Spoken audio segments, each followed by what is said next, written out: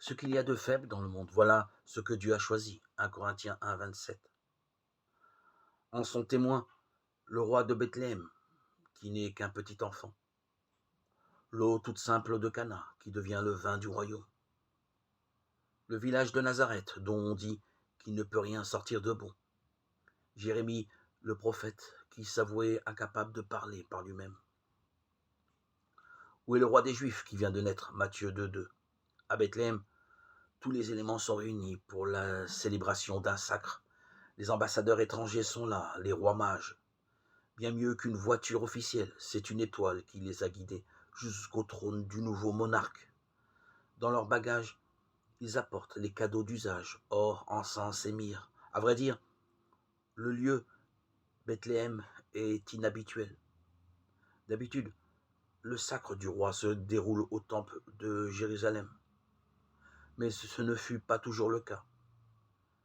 Le roi David lui-même a justement été consacré à Bethléem, sa ville natale, et pour lui non plus le décor n'était pas grandiose.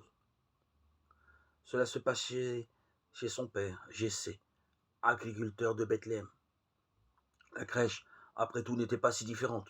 Autre élément très important de la cérémonie, la présence d'un prophète qui vient de la part de Dieu authentifier la mission confiée au nouveau roi. Ici, Matthieu cite Michée.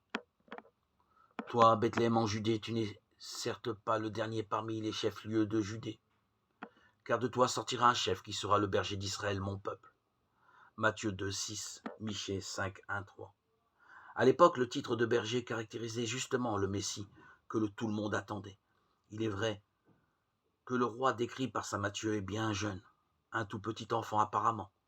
Mais l'histoire d'Israël en a connu d'autres. Ézéchias, par exemple, en 728, avant la naissance de notre Seigneur Jésus-Christ, n'avait que 8 ans.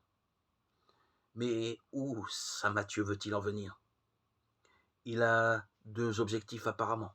Nous faire découvrir dans le nouveau-né de Bethléem le sauveur de tous les hommes, mais aussi, et en même temps, nous annoncer que le roi du monde s'accommode mieux de la faiblesse que des honneurs de la cour.